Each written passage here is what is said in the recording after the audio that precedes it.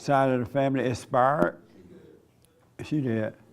And then the next week, the grandmother on the father's side expired, so everybody dying. So, and I think white people normally burn themselves up, right? They don't have funerals. Isn't that right? I thought white people like just go into the furnace. Cremate? Yeah, cremate. All my people going to hell?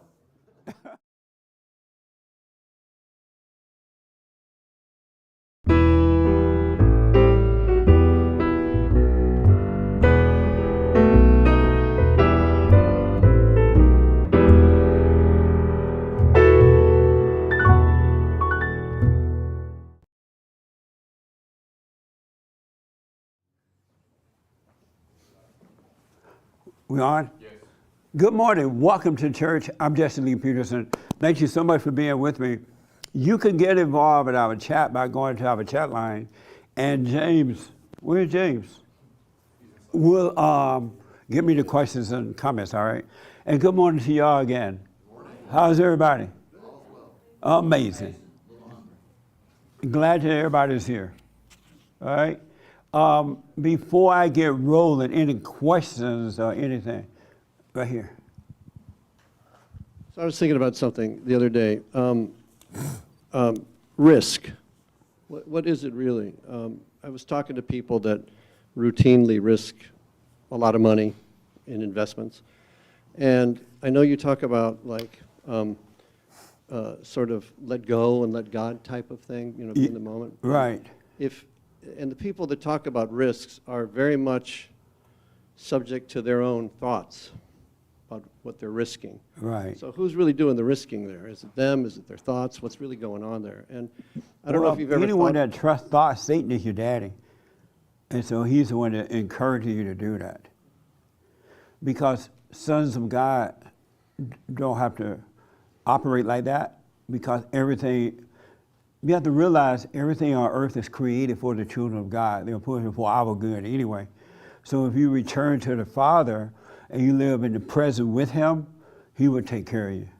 But the children of Satan, they have to take risks. They have to, because they are all intellectual, and Satan is deceiving them.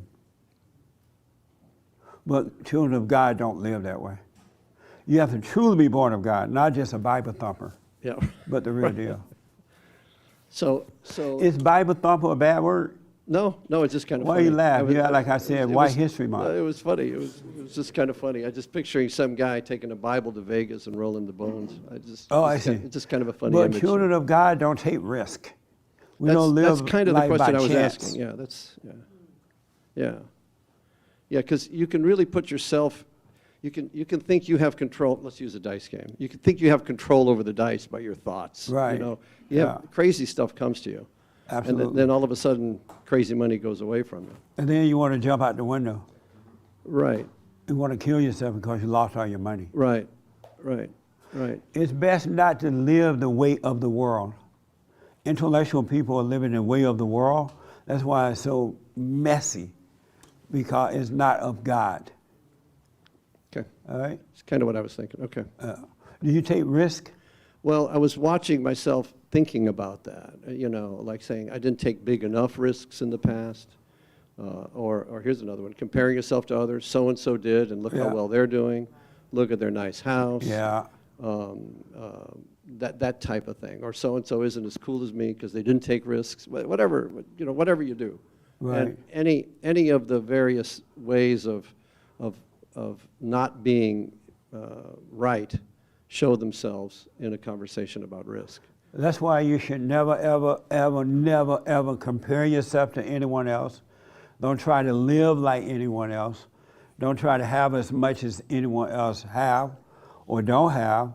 You just live your life, and if it seems as though someone is getting ahead of you, they're buying 2 or 3 homes while you only have 1, or you live in an apartment, don't compare yourself to them. Just live your life one day at a time, and your life is working out while the other person, they're tripping out. They're doing things that you can't imagine, right?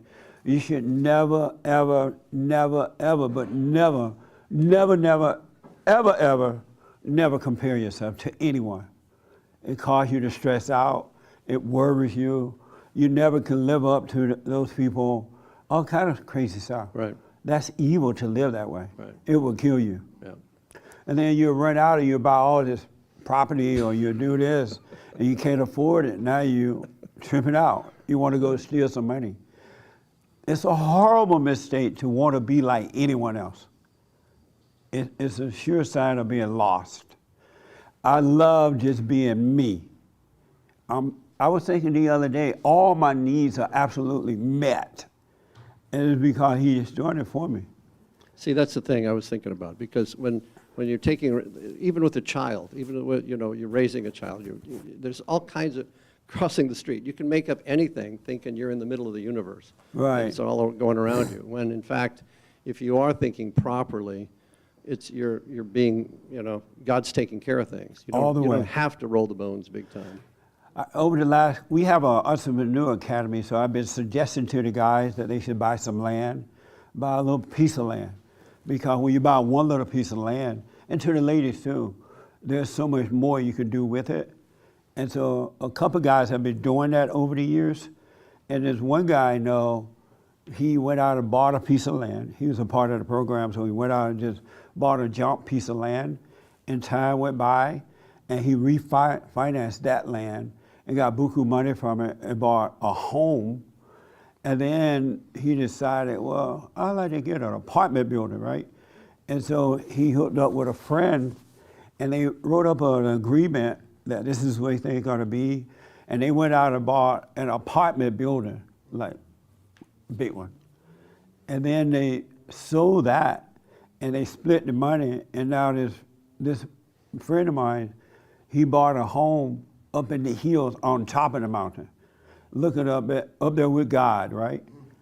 And he owned a couple homes. And I say that because if you don't just take one step at a time, Satan will tell you that you need a lot of money, you need this, you need a degree, you need that, and it's not true. For the children of God, you don't need all that. You just need to live in the present, and he will guide you. And he will, because as I said, everything on this earth belongs to the children of God. He'll let Satan's children have it, but the way they get it, they stress out. So they're gonna die soon anyway, and when they die, you can buy the property. Or they're gonna go bankrupt. They're gonna be freaking. You stay calm, and God is taking care of you while they're freaking out. You just walk in and buy the land.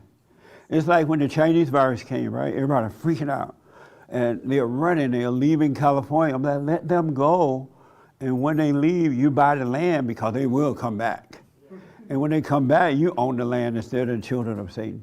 So just take one step at a time, and don't be in a rush, don't compare. Just live your life. That makes sense? It's so much easier that way because God loves us and he'll take care of us. Okay. Amazing. So I wouldn't take risks. It's up to you. No, I was kind of looking at that, trying to figure it out, because Yeah. it seemed unnatural to me. You can feel. And you have a degree, right? I got a bunch of them. Yeah. He had a whole bunch I'm of. one of those guys. I actually understand. You people have that doing it. MBA thing or something, right? All kinds of things. You have all the degrees, right? I got And it's hard for 98.6 of them. intellectual to let the intellect go. No, I got you. It is true, but You said what now? Yeah. no, I said I had 98.6 degrees. See there? See. 98.6. And as dumb as a doorknob. Thanks, dude. Appreciate that. No, you smart. That's why I'm coming to you for brains. That's right. No, but no, it's You everything. got the degrees, but no common sense. You get into those, you get into those conversations with people, and, Yeah. and you start, all the thoughts that come to you. I should have been smarter. They should have been smart. Whatever. And there's a million different ways you can. Life seems to be about taking risks. Then there's the famous phrase: "The biggest risk is not taking a risk." Oh, yeah, I heard that. We've talked about that one before. So it's just kind of trying to think it out. That's all. Right. He will make a way. It doesn't look like it, but he will make a way. Right. It is easy. You can lay down at night and not trip out about it or worry about it or anything. Right. Absolutely. Good question. That's a good way to look at it. Yeah. There is a way out there. It may not look like it, but there is. Yeah. And that's what hope is. Faith is the ability to wait one day at a time, let it all unfold. Keep smiling, don't freak out. That's right. All right. Amazing. Any other questions? Yes, Raymond.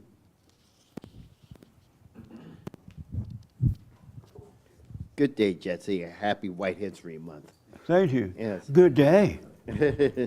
Anyway, I keep hearing a lot about this idea of what they call critical race theory.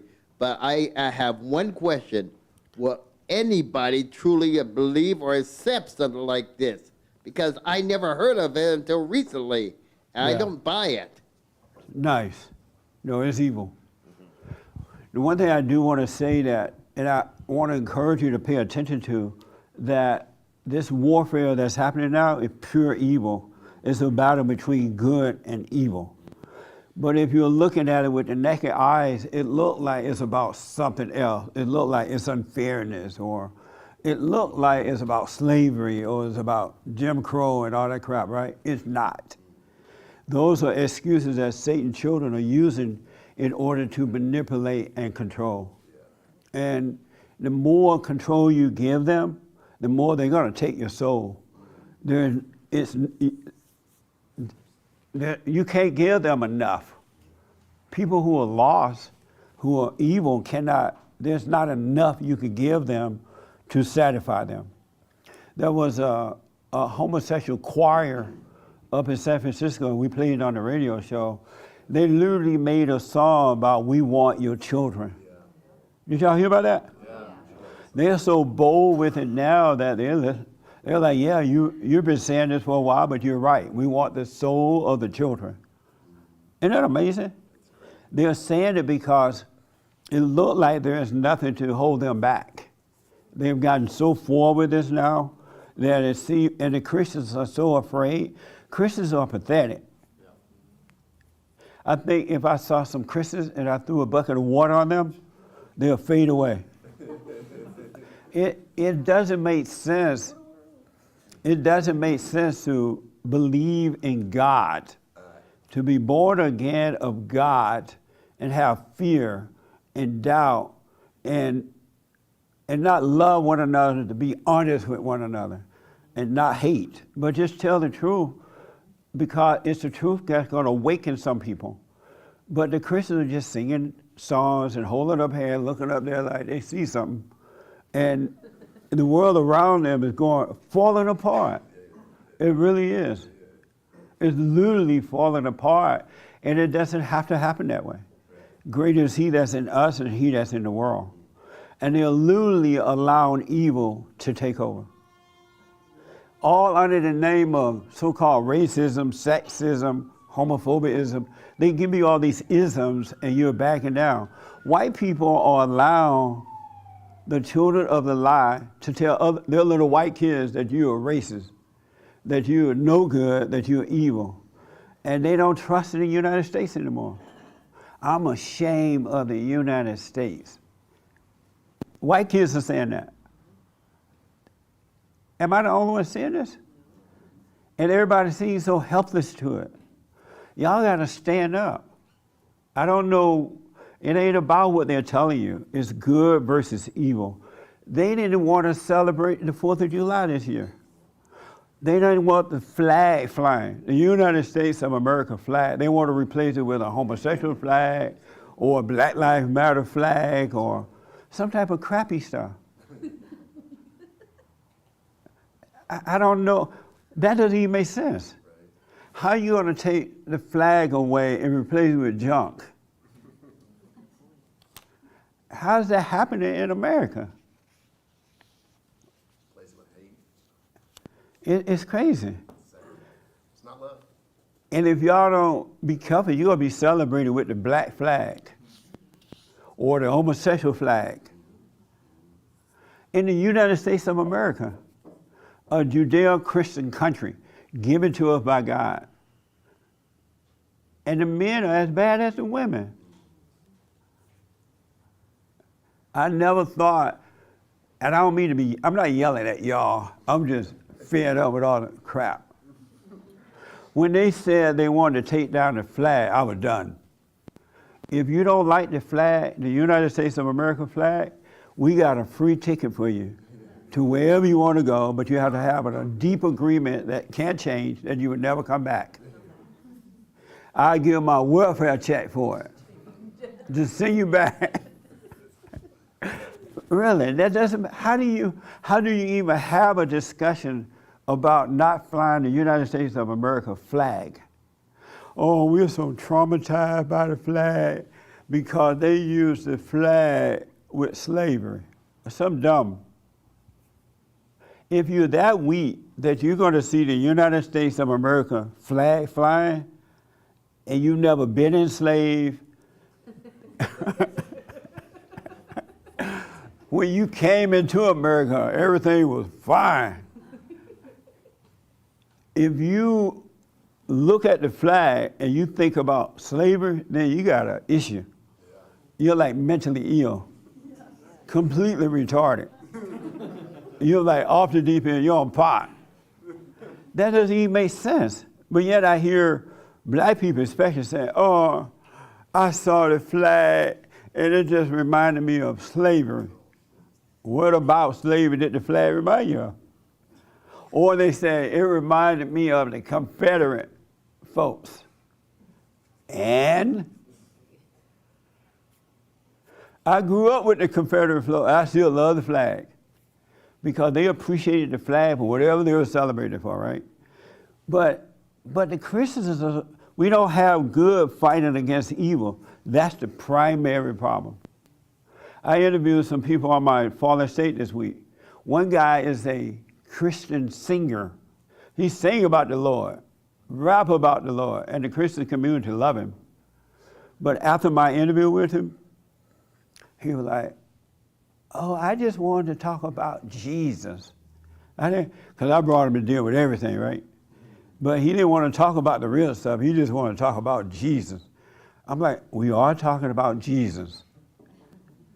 You know, speak up, stand up, don't allow this stuff to happen.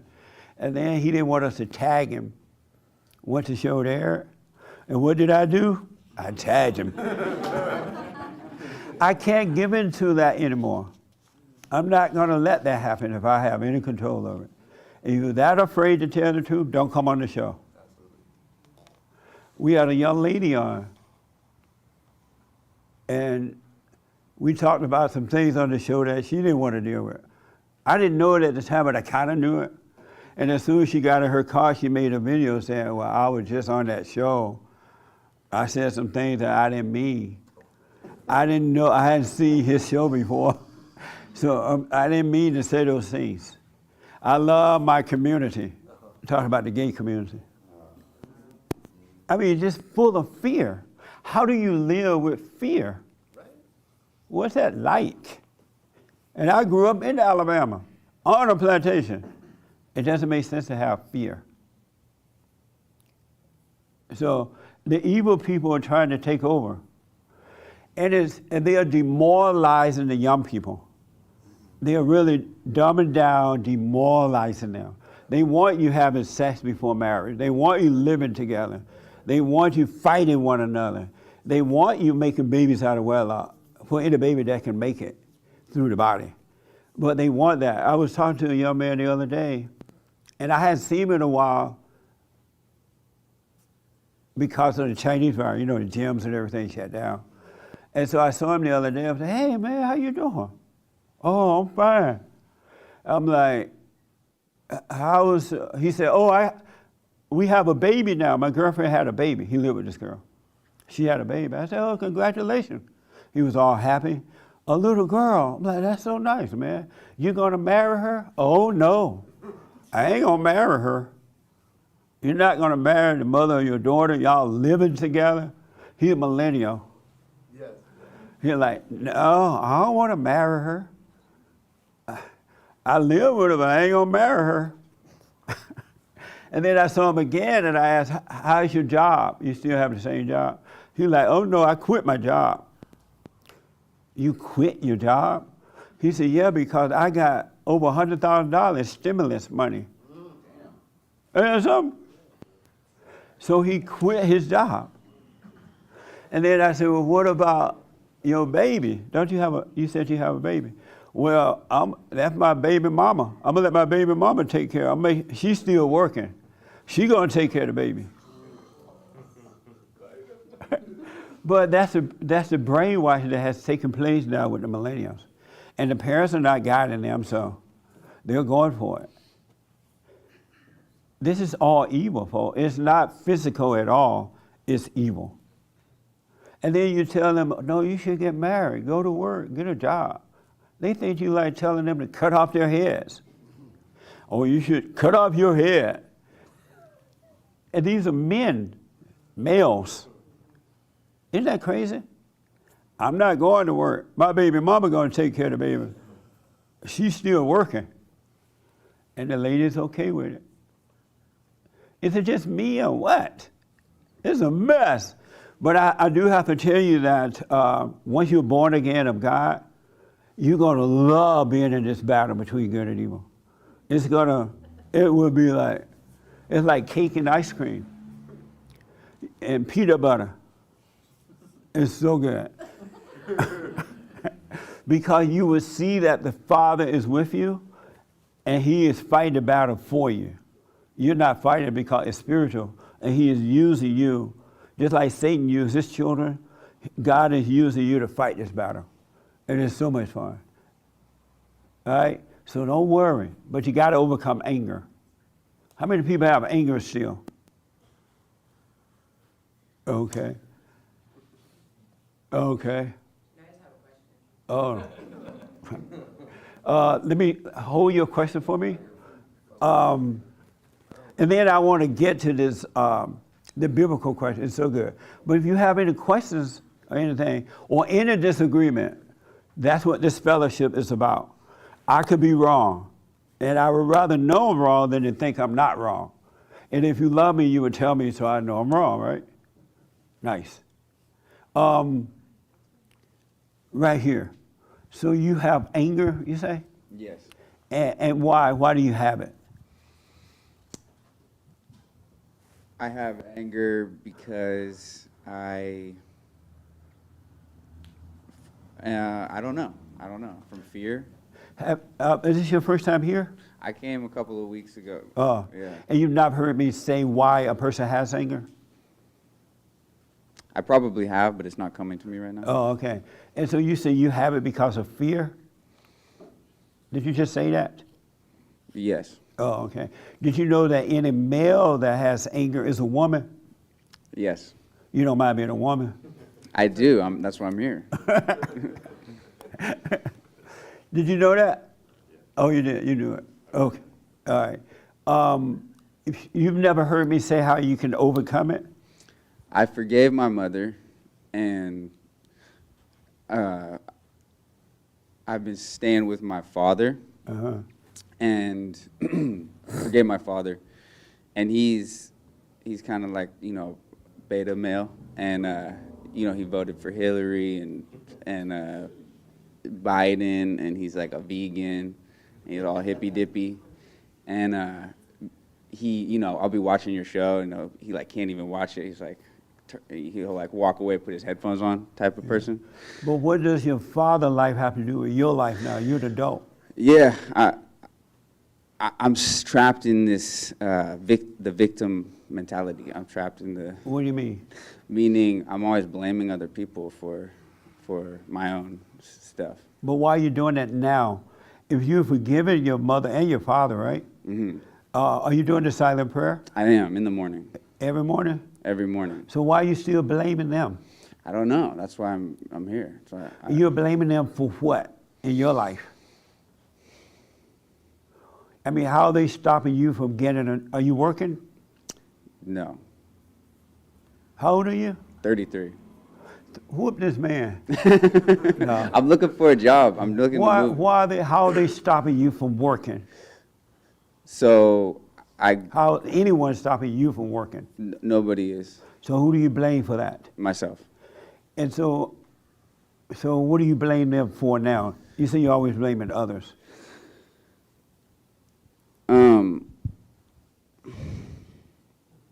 it's just like a habitual thing that happens automatically. Like this spirit of Satan is still in me. I forgave him, and it's not still there. Like I'm still searching for reasons to blame my parents. So you wake up every morning and you're like, I'm not going to look for a job today, and I blame my parents. I guess. Really? I guess that's what's happening. It's not consciously happening like that. Why do you still listen to the voice of Satan if you return to the Father? You know all Satan's voice is all lies, right? Yes. Why do you still listen to that? Because it's really loud and constant in my head. But just let it pass, no big deal. And then eventually God is taking it away from you. And then you will follow his voice, his voiceless voice. Why do you listen to it? Are you convinced that, you're not convinced that all thoughts are lies? I am. So why do you listen to it then?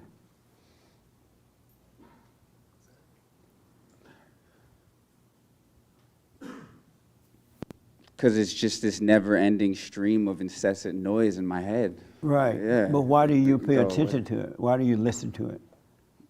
Because eventually, if you didn't listen to it, knowing that it's all lies, it's not from God, and it's not from you, the fact that you could see that these voices in your head, he would take them away from you and cause you to follow his voice. Why don't you not listen? Give it a try. I'm doing my best. By doing what? The silent I prayer. don't mean, am I yelling at you? No, I'm just, Oh. I'm starstruck and I'm in front of everybody, so I'm a little bit nervous. You what, struck? Starstruck. You. Are there some stars behind me? Don't be. I'm just Jesse. Really. I get up every morning. I do my prayer. I have to watch myself. I do it at night. I have to work. Once in a while, I take a bath. I have to eat. I have to work out so I don't get fat. It's just like you. So, relax. So stop listening to the voice of Satan, man. Really. And God will guide you. He really will. He would change your life. Because we can't change ourselves, right? So don't be upset about what you've done because you couldn't help yourself. And so he will change your life. He will make it amazing. Yeah, I still have the anger just bubbling up. I feel it come. Like I'll go and put up, signs where I'm from in Northern California, like Happy White History Month, or I put up one that says the Jesse Lee Peterson Show, and then these kids, they came and they were painting over the signs, right? And I just, want to beat the crap out of them. It just like bubbles up in me, I can't But see, if control you it. were looking for a job, you wouldn't have time to be thinking about that. Yeah. You spend the energy on the wrong thing. Yeah. Well, You're looking at your father, judging him. yeah. You're looking at the people painting signs, judging them. Yeah. And while at the same time, you ain't got no job. I know. What's up? What the? Your priorities are out of place. Yes. Though I appreciate you helping get the word out about the show and all that, but I prefer that you work too. You want to be an example of it. Yeah, I'm looking for a job, and You live but up north? I'm trying to move here so that I can come to church. No, man, get a job. I'm You got- sick of it there. It's just. But coming to church, we're not going to pay your bills. I know. I know.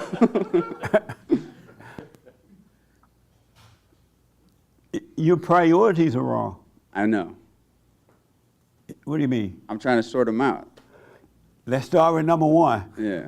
Get a job. Yeah. Get a job. They've been sorted out now. Yeah. Isn't that right?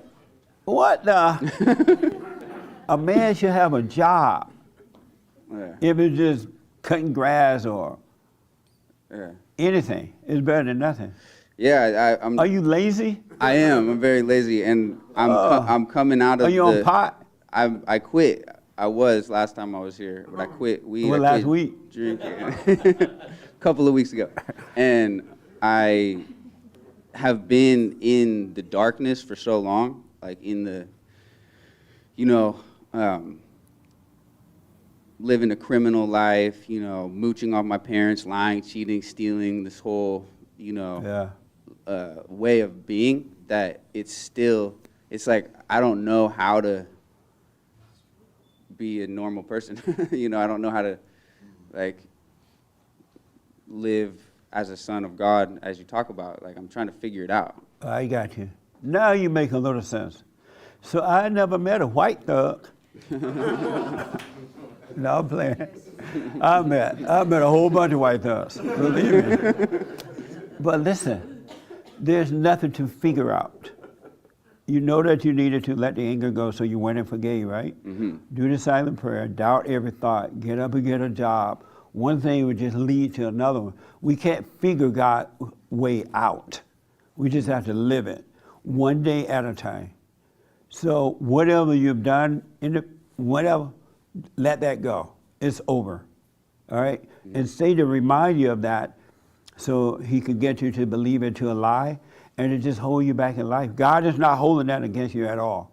We all have done some horrible things in that fallen state because Satan was our daddy. And now that you're returning to the Father, he'll take care of you. You don't need to figure out anything. It will be shown to you.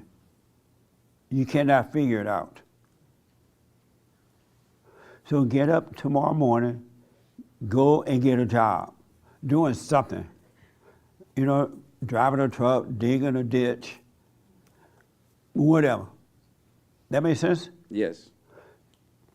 So go get a job and then save some money and eventually get your own apartment. One thing will lead to another. Mm-hmm. Is that hard? No, that's what I'm going for. I'm sorry? That's where I'm heading. And yeah. what else are you trying to figure out? How to overcome the nature of my mother, which is still, even after I've forgiven her, I still get angry, I still overreact, I still do all the things that... Oh, I got you. Well, when that anger comes out, it's only because you believed a lie. Mm-hmm. Just know you think, you feel, and you're overreacting. Mm-hmm. Just know that you believed into a thought, and that's why you're feeling that. God is with you. He'll take it away. Don't try to figure it out. You can't make yourself not be that way. All by ourselves, we can do nothing, and all by ourselves, we literally know nothing. We can't make anything happen. But it's enough to know that you want to get past that. He'll take care of it. Mm-hmm. You can't make yourself overcome it. And so when you do feel that way sometimes, don't judge it. Stay with the prayer, just be aware. That make sense? Yes. So don't try to figure that out. It's spiritual. Mm-hmm. You are a spirit dealing with spirits.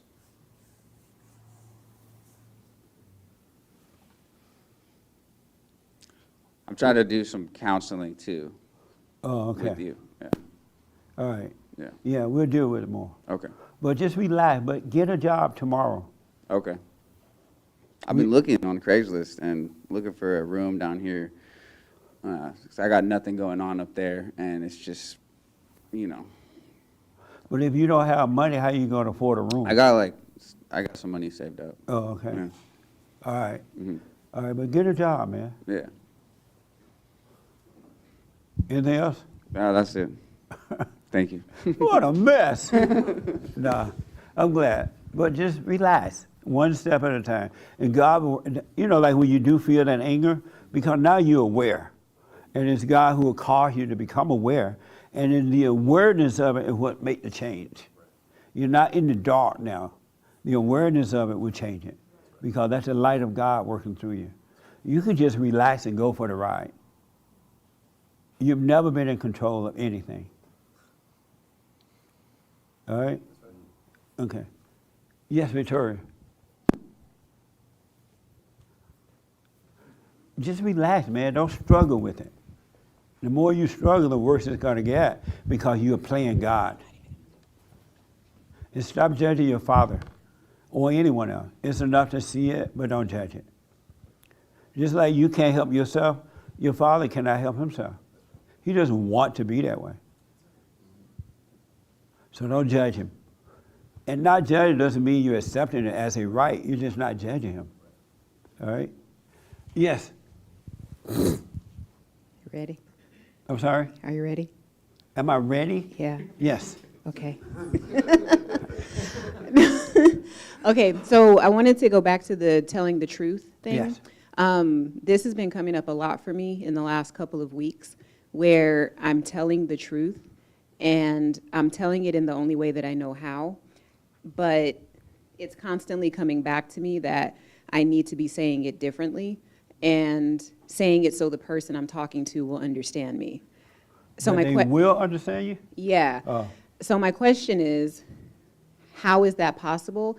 And is that something that I should be doing? Whether I'm telling the truth about myself or the truth about a situation as I see it, do I need to tailor my message to the audience? I don't know how you tailor the truth. Mm-hmm. The only time you have to tell it if you're lying or making it up or judging. I don't know what do you mean by that? Because if the truth is coming through you, it's coming from God, and we can't tailor His truth.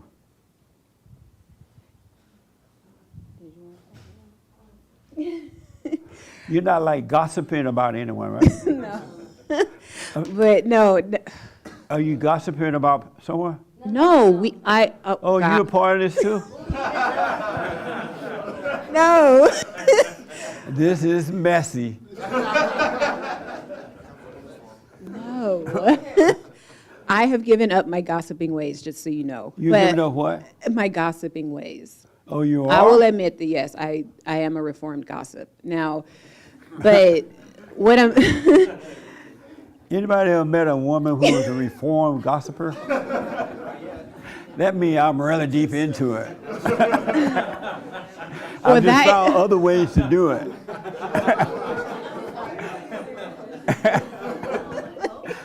no, this is a really serious question. See, I just told my truth and like nobody believes me. Right. Okay. So, no, but When she said I told my truth, the truth. Sorry. she's been listening to Oprah.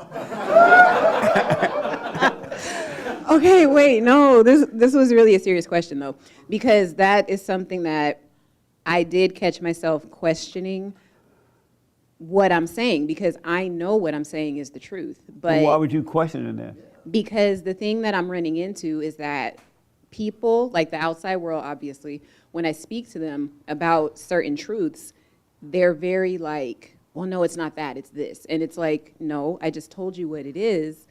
You have to just accept that. And if it makes you uncomfortable, like you have to sit in that yourself. And because I had a situation, it's not that, it's nothing like that, but She's involved. no, she saw No, the but- she saw like the aftermath of one No, I'm situation playing. I'm talking about, but that's kind of what I'm getting at, because I did tell someone the truth. Just as an example, like I spoke with my mom, told her the truth about something, and she literally just went off. And I walked away from the situation almost doubting myself and getting into my thoughts where that doesn't normally happen. And what made you doubt yourself about the truth? In all honesty, I had been drinking that night, so I alcoholic. know. Well, no, it was the 4th of July. You But can't tell the truth while you're drunk. and that's literally, that was, I think How are that. you going to go and deal with your mama while you're drunk? No, I have observed the entire situation, and I realized that sometimes when I'm around my mom, I do feel like I need a drink just to. No, but I saw that was something, I didn't see it until a couple days later, and I thought, holy smokes, like I drank because I wanted to deal with her a little bit better. But like I said, in that situation, that's why I got worked up. But I walked away from it. I told her the truth. And then once I saw it got out of hand, I said, okay, well, we're not doing this anymore. I've already told you the truth. I'm gonna drive home now. And I just left. Right. Like I said, she didn't see my reaction, but I was very upset after that. And the interesting thing is, a couple of days later, she literally called me and said, you're right.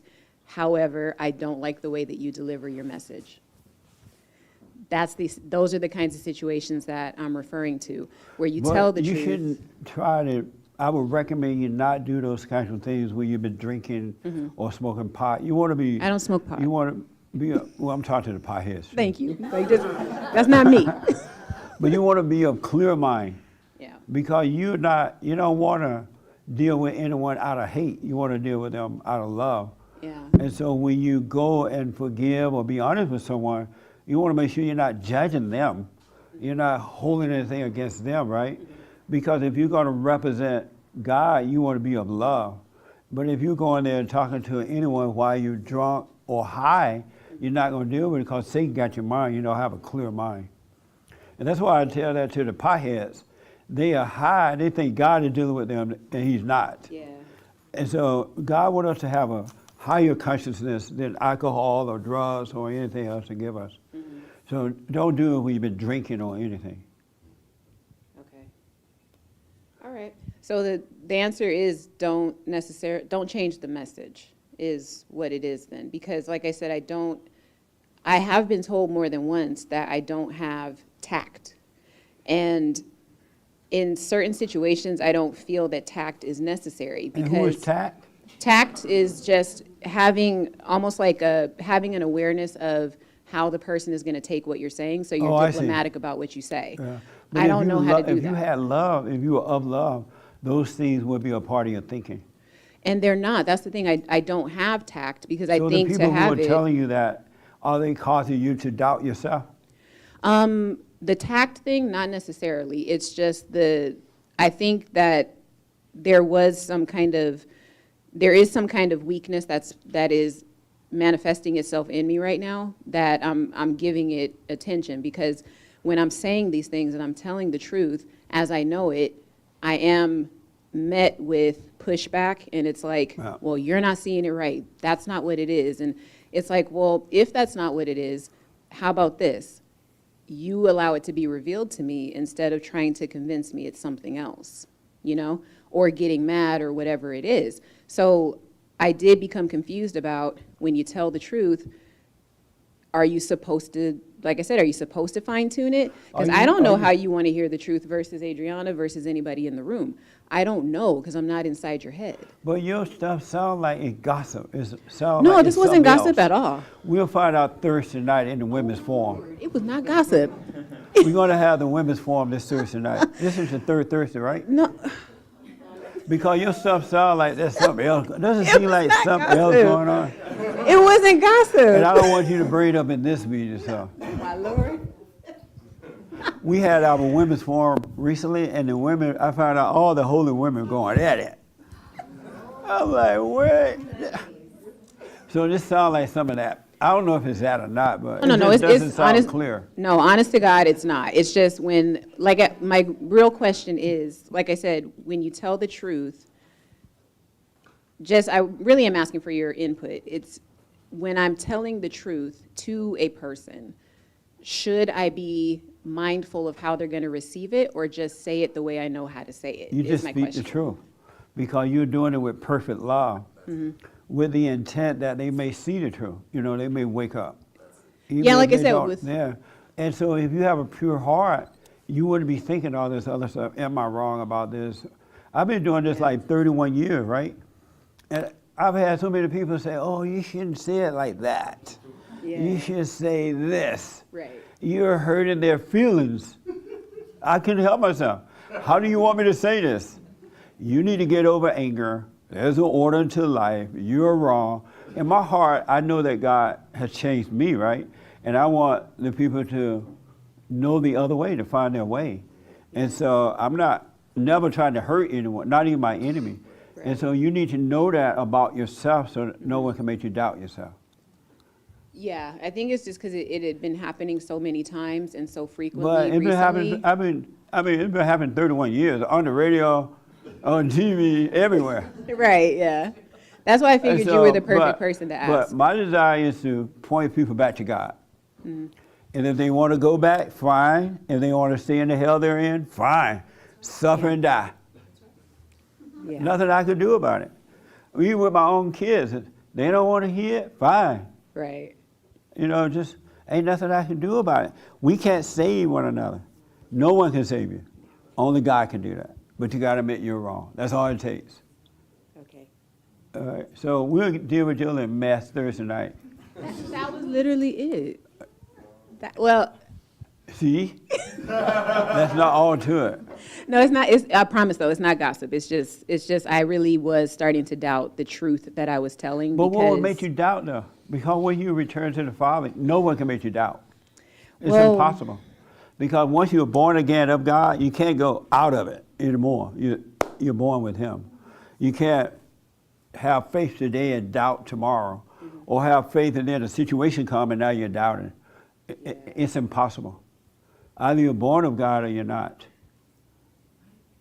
Yeah, I feel like it's a trick that's being played right now, and it didn't hit me until like I was. Are you doing the I was silent deep- prayer? No, You're not doing the silent prayer? I am Well, still. suffer then. No No, wonder. I'm still doing. What the? God said, pray without ceasing. He want to be with you at all times. He want to be with you at all times. I do. And no human being, I can't be with you. I sit silently, but I don't feel that I'm doing it justice. You know, because Oh. I don't feel that I don't. And so you still believe in your imagination. Yeah, because like it jumps in and. Well, and, just suffer. That's what I'm saying. Like that, Victoria? yeah, that's what I'm saying. Like I'm willing to suffer. You in already, what I this. don't, I do understand, but don't understand about people. But I do understand. I'm just pretending I don't understand. So you tell people what to do. Okay, if you want to overcome the fallen state, if you want to return to the Father, you want to overcome all this suffering stuff you're going through, go and forgive. Before you enter into the kingdom of heaven, you must go and forgive. And the reason for that, because anyone who has anger, Satan is your daddy. You have no love, Satan is your daddy. I don't care how many Bibles you read or don't read, how many degrees. If you have one iota of anger, Satan is your daddy. So you're not going to get into the kingdom with an evil nature. You must admit you're wrong. Go and forgive. That's what the sin is all about, playing God. You go and forgive, and God will forgive you. Stay with this prayer so you don't be in your head. The rest is easy. And people do it, some people, and they feel really, oh, I did the silent prayer. It was just amazing. I was able to see, and then I stopped doing it. And what about this? There are no other answers for this. It's the same always. You got to stay present with the Father. And no more I can tell you. And then like, are you doing it? No. I do it once in a while. And I can tell when a person, not you saying that part, but I can tell right away when a person is lying about doing the prayer. I'm like, do you do the prayer? Are you doing the prayer? Yeah. Every morning? Once in a while. I can't do it. No human being can save y'all, folks. We are a spirit, and either we are of Satan or of God. There's no way around it. It doesn't matter how many degrees, how many preaching degrees or anything. No human being can save you. We are a spirit created in the image of God. We were born into hell because we were born into crazy families. Everybody on earth got a crazy mama and a weak daddy. And I don't care if you black or white, Mexican, Chinese, Japanese, Allah, Abba, you got a crazy mama. You need to forgive her so you don't be crazy with your kids. It'll change, all right? We must be born of the Spirit of the Father. There's no way around it. So if you're not doing the silent prayer, suffer. I was trying to take the fast track to the question or answer by asking you. Right, Instead but that's of- not the way to do it. You know, I the know, answer. yeah. You must I get what stay you're with saying. the Father. He will guide you.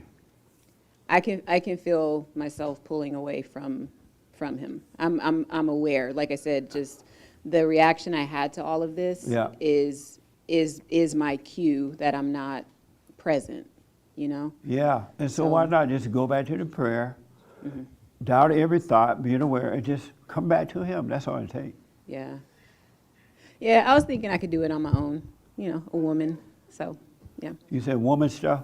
Yeah, ego. It was ego. Yeah. Like I was really thinking I could solve it myself, and then when I got knocked on my butt, I was like, "Oh wow," Yeah. because it was so insignificant what happened with my mom. You know, There it is was- no life like the life as a son or daughter of God. It is more than words can ever express.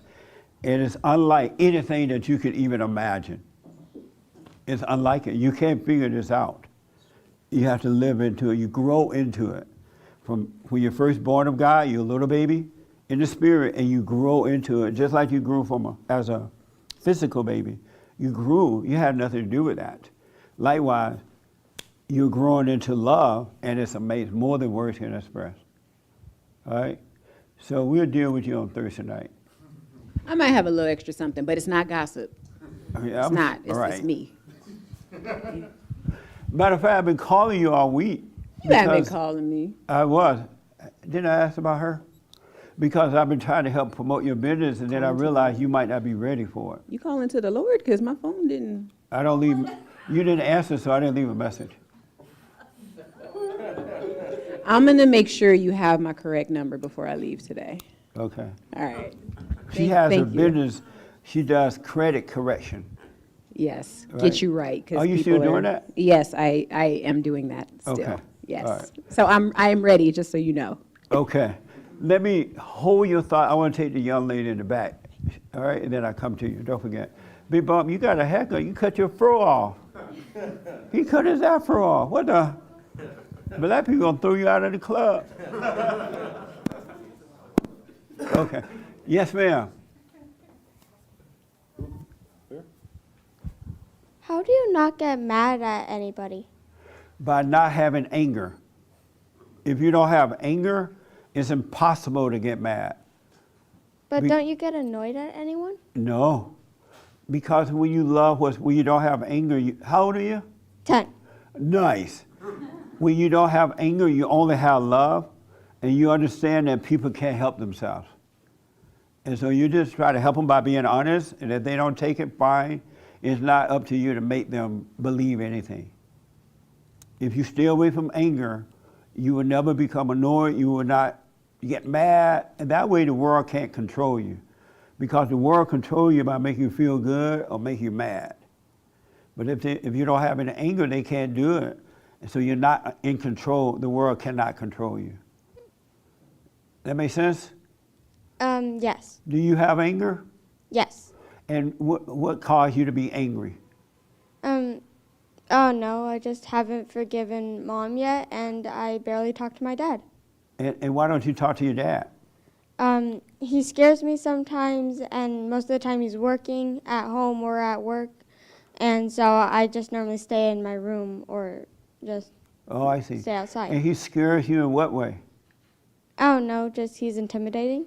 He's what? He's intimidating. Intimidating? What do you mean by that? It's just his resting face is scary to me, and I don't know. His what kind of face? Resting. His what? Resting. Oh, resting face?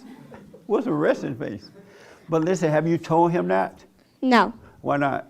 I don't know. When you get home, tell him. Okay. Your father might not know you feel that way. Because he may be fighting with your mother and don't like her, and she doesn't like him. And so you're seeing that happening, and it may be intimidating you, and he's not aware of it. So if I were you, I would just say, hey, look, you intimidate me, I'm afraid of you, and I don't know why or what's going on. So he can tell you. Did you tell your mother you felt this way? No. You never told her either that you felt that way about your father? Well, I told her that I'm scared of Dad once or twice, but that's about it. And when you told her that you were afraid of your father, what did she tell you? She told me not to worry about it. Wrong answer. She should have told you, go talk to your father about it. That way you can work it out with your father. Are you the mother? Yes, Oh, you're the mother. And is that your sister with the glasses? yes, Are you guys identical twins? yes. You are? You guys look just alike. Whoa. Why did you tell her to talk to her father about it? It just didn't occur to me to say anything like What? that. We're divorced, that's why. And so, why are you giving the mic to your sister? Because she grabbed for it. I know. Why you grab for the mic? I'm the oldest. You what? You what? I was kidding when I said that. I'm the oldest, You're the oldest, meaning you were born first? but I was kidding, yes. 2 minutes older. I understand that. So I'm the dominant noticed twin. that with So of twins. course she handed it to me. But let me ask, why haven't you're divorced from her father? Yes. And so what does that have to do with her talking to her father? It doesn't have anything to do with her talking to her father, but when she told me that she was scared of him, I didn't really know what to say, so I was like, okay, don't worry about it.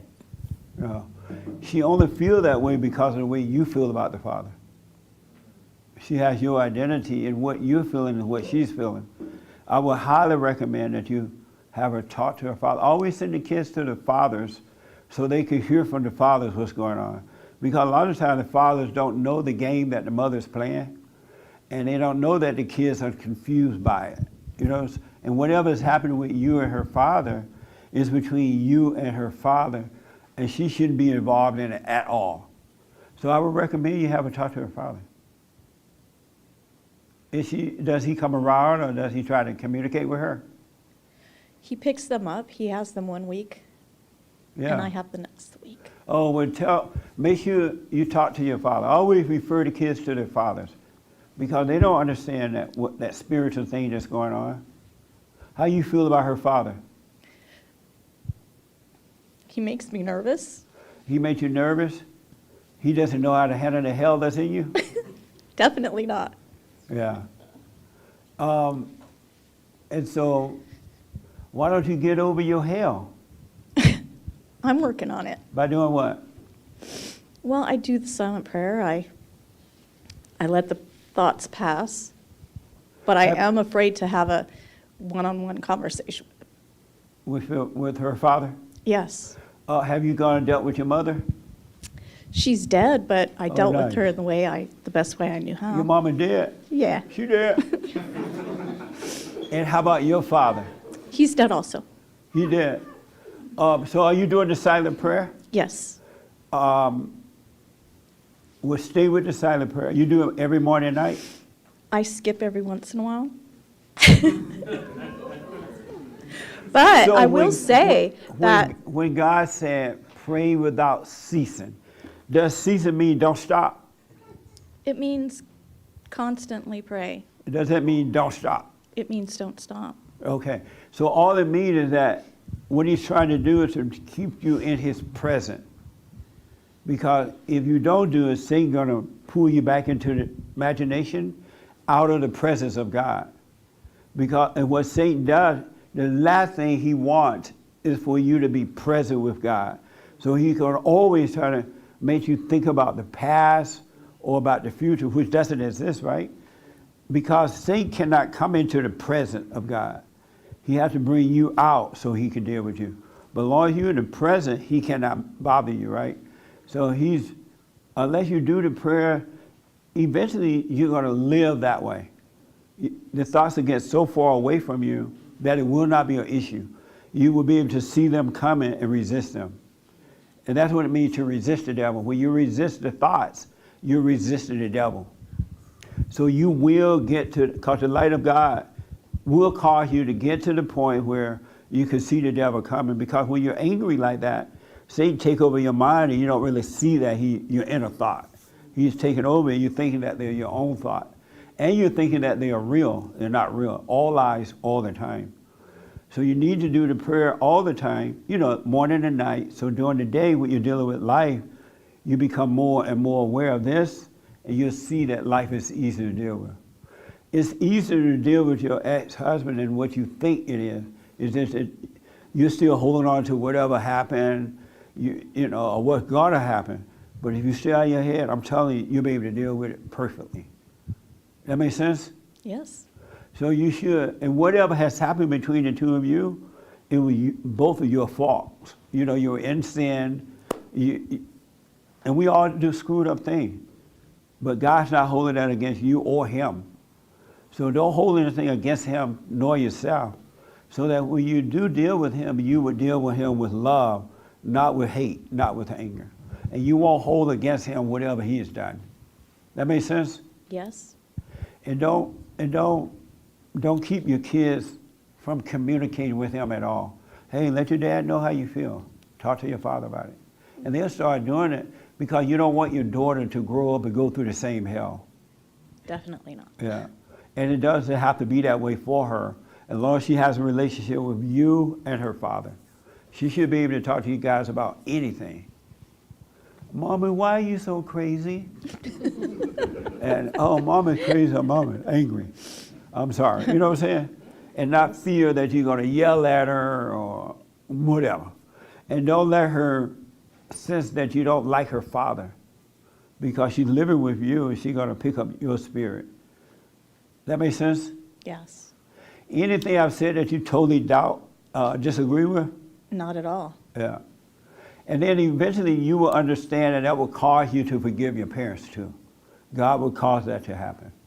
He really will. So does it happen little by little, the forgiveness of your parents, or does it happen all at once? Well, that's a really good question. Very good question. So what happened is, salvation is of the heart, right? When you can see that you're wrong for being angry, God would change their heart just like that, from hate to love, from anger to love. And then he'll start clean up all the unrighteous stuff that we were doing in the fallen state, because now you have his spirit inside of you to work on your behalf. So he'll clean up that. And eventually, especially since your parents are gone, eventually you'll find yourself not resenting your parents at all. He will cause that to happen. But he had to change their heart first by you admitting that you were wrong for being angry, for playing God. Then he'll clean it up. Prior to that, you don't have any help in cleaning up all that stuff. That's why the Christian preachers are wrong when they tell you that a sin is drinking and cursing and alcohol and all that, right? That's not the sin. That comes as a result of falling into sin. The sin is the heart being angry. He said, I will change your heart from stone to love. And once you change to love, he's now working through you instead of Satan. So it will happen gradually. It's the heart that changed right away. That makes sense? Yes. Yeah. So make sure your daughter talks to her father, and that's how she feels, so she can get past that. Sounds good to me. Have you apologized to her father for being angry at him? I have. Good. Well, just stay with the prayer. Do it morning and night. And during the day, if you're caught up, just realize you're caught up. Come back to the present. You'll be fine. Amazing. Amazing. So do your sister always try to, are you like, Oh, no. does she try to save you all the time? I had something like Okay. that. That's right. Go ahead. Okay. She just dying to talk. No, no. You know, I noticed with twins, sometimes the oldest one that come out first, they tend to take care of the second one. You know what I mean? That has happened in the past. Yeah. But go ahead. What do you want to say? So Cassie did come to me also about her father, and I was intimidated. Speaking to the mic, woman. I was intimidated by my own father, and I thought that was natural. I mean, you're naturally a little bit scared of your parents, of your father. Anyway, that's what I thought. Not with fear of not being able to talk to him. Right. You are concerned, you're afraid of your father in that you don't want to disappoint him. You don't want to get caught having sex out of wedlock. You know, you don't want to get in trouble because you know he's going to correct it. That kind of fear is natural. Yes, that's the kind of fear I thought. That's what I was talking about. That's a normal fear. But Yeah. But she should not be afraid when she's with her father. Say, Daddy, why are you so intimidated? I'm afraid of you. And he'll become aware of that, and he can help her deal with it. Right, that's great. That makes sense? Yes. So are you married to, are you married? No, I'm no longer married. So both of y'all divorced? Yes. Y'all married to the same guy? No, I'm playing. No, I'm joking. no, sir. And so do you have kids too? I have one daughter, yes. Oh yeah, and so did you mess her up? Yes. How old is she? She's 24, 5? Have you gone up? Have you 25. gone and apologized to her? I did, And so have you backed off? yes. Have you backed off? I don't know. Sometimes I'll catch myself. She has not backed off. The answer is no, I've not backed off. Back off. Okay. Let her work it out now. Really. I had to do that with my son. I had to back off. And it took years, and he finally worked it out. I Great. apologized for not being there. I understood. I listened to him yell at me, curse me out, whatever, right? It wasn't personal because I understood it, because I could see. And then I let him go his way and live what he got to live, whatever that is. And then eventually he worked it out and he called me up, hey, I'm sorry, I was wrong. You need to back off now. She got to make her own mistake. She got to go through her own suffering. And maybe in that she would cry out to God. Will you back off? I will back off. So stop calling her every day and all that. Okay. What? What do you think will happen if you didn't call her? I just called to see how you doing. Mama love you. I'm not on her all the time like that. How often do you call? Okay, she lives with me right now. Oh, God. So it's more, yeah. Tell her she got to move. I live in San Francisco. That's Oh, man. very, yeah. So she, I came back. Back here on your she's It's living, hard. she's living with hell in hell. San Francisco is screwed up. Hey, I have a great rent, great lease. I'll let her take it over and I'll leave eventually. Yeah, I don't like San Francisco. Yeah, that's the best. I'll be out of there soon. She can take it over. She can have the apartment. She can? Yes. Well, why don't you move out, let her have it then? Now? Now. I Not can't do now, it but when you get back. I can't do that right away. You know, that's something to think about. I'll work on it.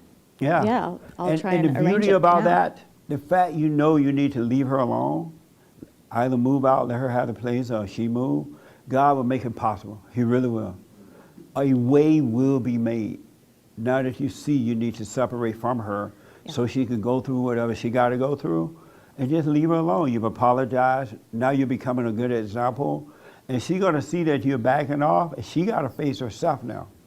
And you're not in the way, because if you're in the way, meaning calling all the time or trying to take care of her and pretending to care, she's going to look at you and not herself.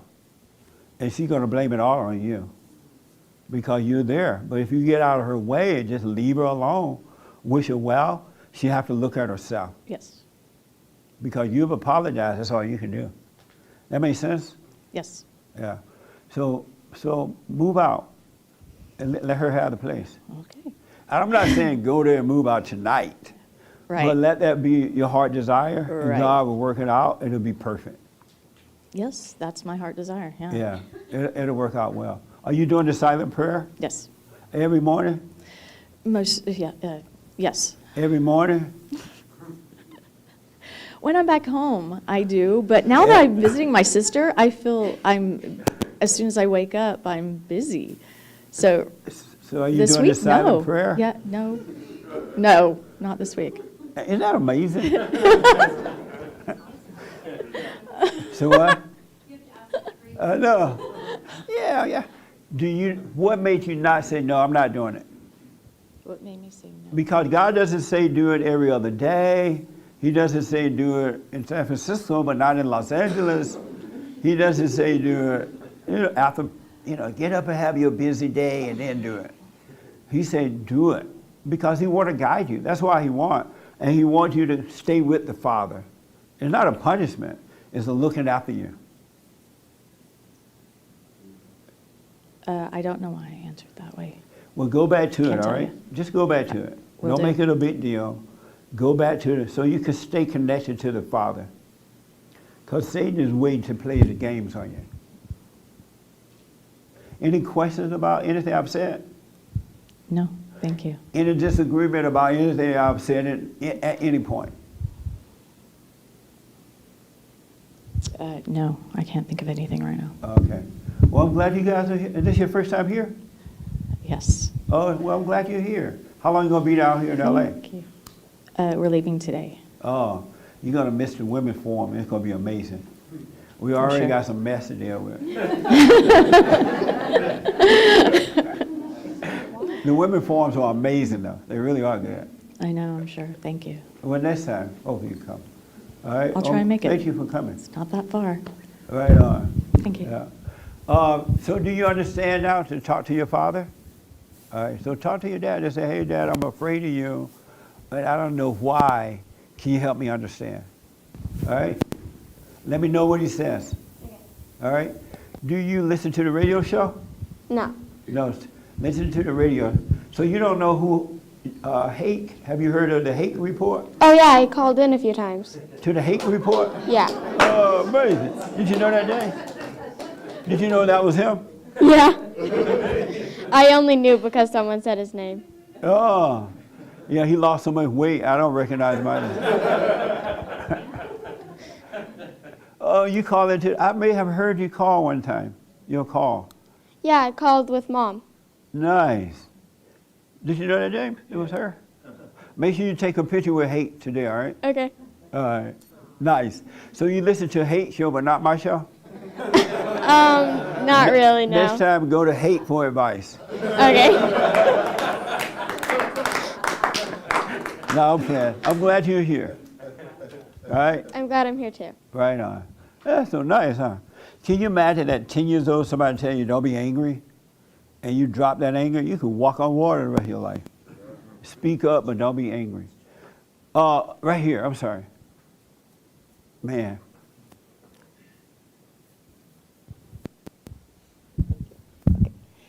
So I wanted to add to what Victoria had a question about, and it's in regards to the backstory. The reason why we're looking at each other is we had a conversation with a Bible thumper, like a Christian Bible thumper, and his response to us when we were talking about being direct and being upfront, like it's good, you know, we believe, or at least I believe, that it's good to be upfront. And there's a saying in Spanish, sin pelos en la lengua. It's like Sí. you just say it straight.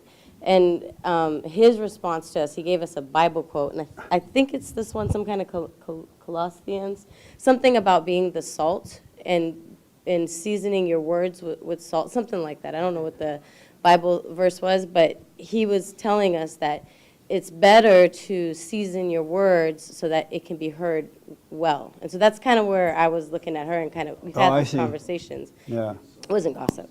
But we were wondering what your opinion is, because if it's in the Bible to season your words in such a way, like, Yeah. what does that mean to us? What it means is when you overcome anger, which is hatred.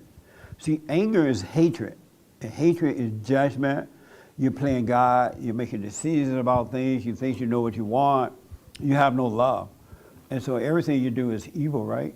But when you have love, which comes from God, then your words are always of love. They're never there to hurt. But that doesn't mean that a blind person is not going to take it that way. And there's nothing you can do about that, because the truth is sharper than a two-edged sword. And even though it doesn't feel that way or sound that way coming from you, a person that don't want to hear would take it that way, because their ego being hurt, just with simple truth. And that's what it means. You must be born of the Father. Then all your words will be of love. Otherwise, you can't seize it. You can't no other way, because either Satan is your daddy or God is your daddy. There is no in between. We're not in charge of anything. That make sense? Yeah, it makes sense. And I think on that same topic, I look back in my life, and, you know, for 16 years I was living wrong, and no one told me to do it right. No, you know, no one Right. was honest enough with me to let me hear the truth. And it wasn't until I came here that I heard the truth, and I was like, oh, yeah. And I could see it for myself, and I felt the pain, which is something we were also talking about feeling the pain, because sometimes when I tell people kind of my situation, now that I've passed it and I've overcome it, Right. they want to, like, oh, well, no, you weren't living out of sin, you're fine, you know. They want to soften the blow, Yeah. and it's because they don't want to feel their pain. That's right. They don't want. We're like a reflection at this point, because once That's I deal right. with my issues, then there's really nothing for them to deal with. They just see themselves, and so then I don't know. So that's kind of what we were talking about. How when we speak the truth, it's a reflection. People have to feel the pain, and they don't want to feel the pain. So how come Victoria couldn't say it that clearly? She act like she has some dirt. Why I don't was know. she I don't that know clear? because it wasn't. I think her it's two things that combine. One was what happened with her mother, which I think was a big situation, and then we had that same week we had another conversation separately, not even to do with her mother. Matter of fact, we were trying to talked to this other gentleman who was, he was talking about the Bible and how he's a Okay. Christian. And so that's how these conversations kind of, in 1 week, it was a lot of the same topic, but on different, Okay. I don't know, I'm not doing a good job explaining it either. I mean, It was a lot of mess, but. all right. Let me take this young man first because he's been waiting a long time. About anger. You raised your hand that you had anger. Yeah. And why is it hard to overcome it, knowing what you know now? This is not your first time here, right? No. Okay. Why is it still hard to overcome? It's not hard to overcome. It's happening. I can see it going away. I can Speak feel into it. the mic for me. It's not hard to overcome. I can feel it going away. And so when you say you still have it, what do you mean by that? Well, I just started doing the silent prayer regularly, like the Oh. last couple months. I forgave my mother last month, and I still. How gotta did that forgive- go? It was- When you dealt with your mother? well. What did she say? Well, my parents, they're pretty supportive. They're pretty cool, so it was pretty easy. Nice. She was just asking questions about it and all this stuff, the church, what I'm into and stuff. So Right. And so you started by doing the prayer? yeah, And make sure you stay with it. for sure. The one thing I want to remind you of, I've been doing it like 31 years now, 32 or so. I haven't stopped because I saw how it changed my life, how God took me and woke me up, right? And I can't imagine, and then dealing with the challenges in the world today, with yourself and in the world, I can't imagine taking the risk of not trusting Him or going away from Him. And then I've heard and seen what happened to people who start and stop. It's harder for them. And Yeah. that too has encouraged me to stay with it. Yeah, I've been listening to you for a few years, so I've been on and off for a while, and every time I've done it, like everything's been smooth. Yeah. I've been so productive, and now I've just started where it's like nonstop. I've done it like day and night for since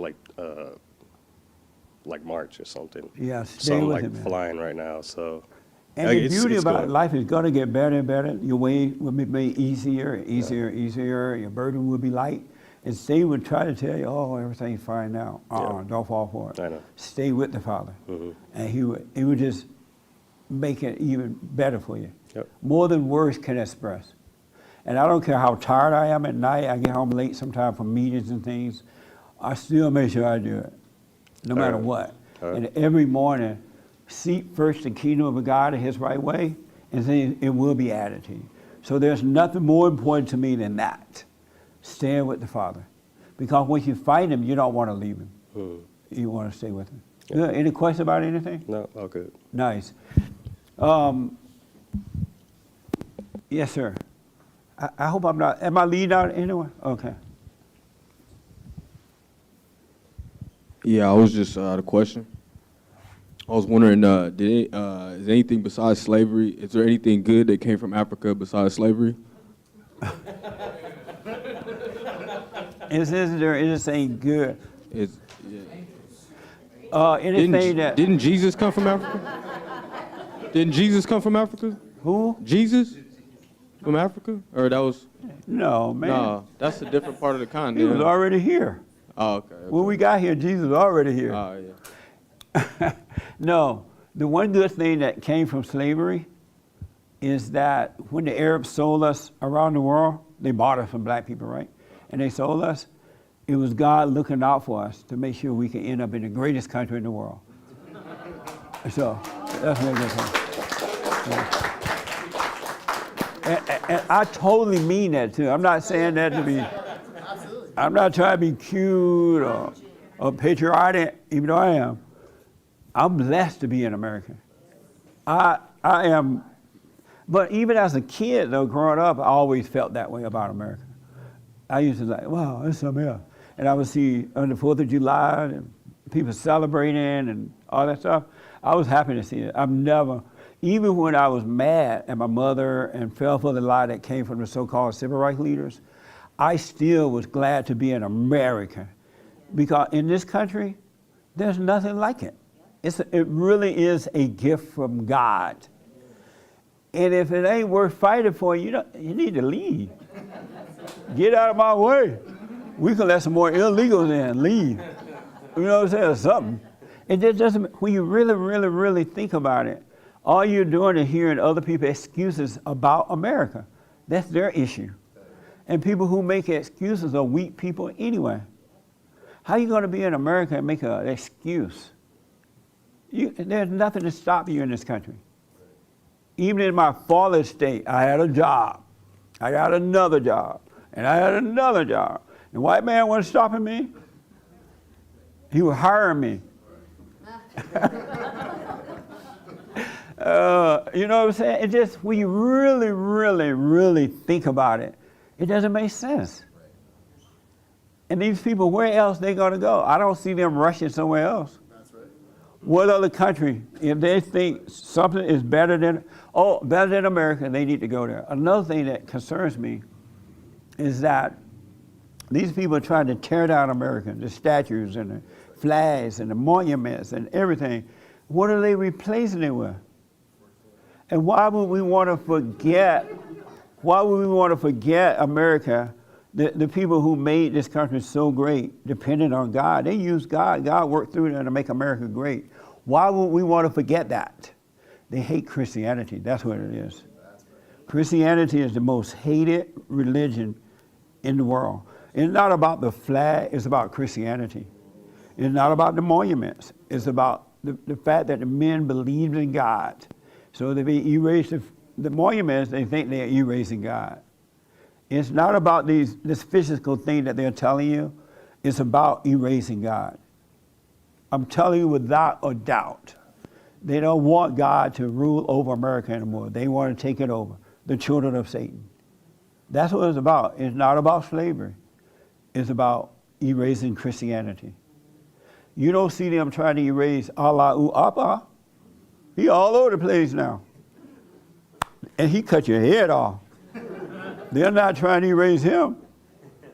They're not trying to erase all these other religions that are here because they have no power.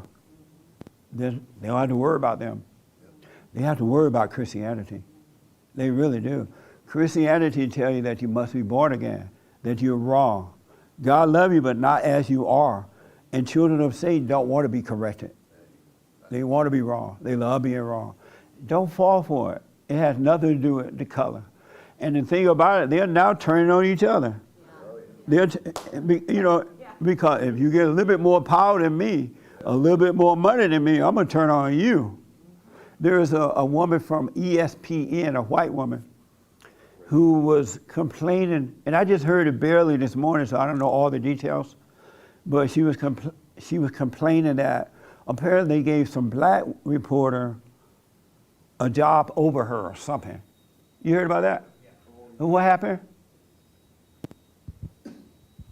So it was Rachel Nichols, and she's a longtime ESPN analyst. And then there was a black analyst that they gave the NBA Finals to instead of Rachel Nichols. And then privately, she made the comment that it was racially motivated because it was the NBA. And so now they got the white woman's under fire. They're turning on her. But when she was one of them, they loved her. Now they're turning on her. And so the white woman went on TV or wherever she went. Oh, I'm so sorry. I shouldn't have said that. I was so mean, something like that, right? And now the black woman don't even want to talk to her. So Satan's children don't forgive each other. Because this woman's up there looking stupid, saying she's sorry. And the black woman like, and I just want your job. That's all they care about. It's not about love. It's not about one another. It's not about racism. It's not about discrimination. It's about getting rid of Christianity. That's all it is. Anyway, I got to do this because of time. The biblical question. And this young lady is dying to answer for me. Yes. I see your excitement. Yes, I want to answer this biblical question. Which do you prefer, passion or dispassionate? Which do you prefer, to be a passionate person or a dispassionate person?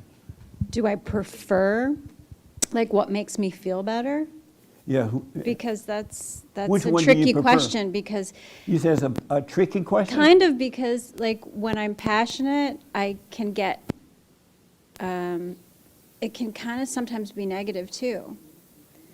So. Are you able to give me an example of a negative passion Yes, moment? I'm passionate about everything that's going on in the world, and that can it can lead to anger in a sense, because you can So get, when you say you're passionate, what do you mean by that, going on in the world? well, everything that, anything political, any conversation. So you're what they're passionate about- doing to the kids in the school, like you can get passionate about discussing it, and Oh, how do you sometimes. get passionate about that? Well, I feel like sometimes my life is, I obsess over it.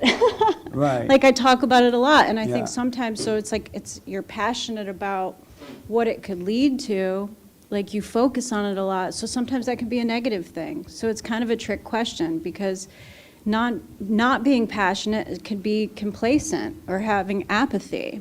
So I don't know how to answer that question. So you don't know which you prefer, to be passionate or Right, dispassionate? exactly. So sometimes I feel like when I'm passionate about it, it can lead to being negative. Oh, I see. You know- Have you ever been dispassionate about anything? Probably not. Oh, amazing. I Is this mean- your first time here? Yes, Oh, really? Yes. What's your name? Dawn. Dawn, how did you hear about us? Well, I saw you on InfoWars, and I Nice. did not know that you were a pastor, because you guys were talking politics. Right. And my friend told me about this, that you were here. So, Nice. Yeah. And pastors don't talk politics? Well, they should. Yeah. They And better. it's very missing. So I was actually surprised. I said, oh, wow, well, because I don't remember God coming up. It was just what's happening. It was just truth, which is fine. God is truth. But I had no idea that you were actually a pastor. Right on. So that's great, and I'm happy to be here. And I'm glad you're here. Any questions about or disagreement about anything you've heard me say? No, I just feel like hearing everybody's stories, what I felt the most from it was, this is all the devil getting in everybody's heads. Yeah. It's like 100%. 100%, yeah. His lies about who you are. Like, because he knows your true self, and he knows who you are, and everything when you're doubting and people coming at you and making you doubt, Yeah. that's all the devil Yeah. lying to you about who you are. I used to be into my blackness. When I moved to LA, I listened to the so-called civil rights leaders and others, and I believed them, and I got into my blackness, and I used to wake up every day thinking I'm black, right? But since, that's a hard life. Can you imagine having to wake up every day thinking I'm black? That ain't no fun. And so, but God changed my heart and caused me to forgive, and I forgot about being black. And I was thinking the other day, it's weird that it has nothing to do with our color at all. It's not even physical at all. And I looked in the mirror and I'm like, oh, I'm black. But I forgot I was black. And then I looked too black. I'm like, I didn't know I was that black. But it's not about color. It's literally not about color. It's totally not about male or female. It has nothing to do with the physical at all. Zero. Absolute zero. Isn't that amazing? Yes. Can I just say one other thing about because I used to have trouble with forgiveness, and something that really helped me tremendously was just remembering how God has forgiven me for everything I've done in my life. So why can I not do that? Look what he went through for Yeah, right. us, what he went through for us. So how can we not do that for somebody else? So have you gone and forgiven your mother? Yes. You went I to your have mother? forgiveness. I've never really had much to be angry at my mother over, maybe my father, but yes, I have. Did you go to your mother?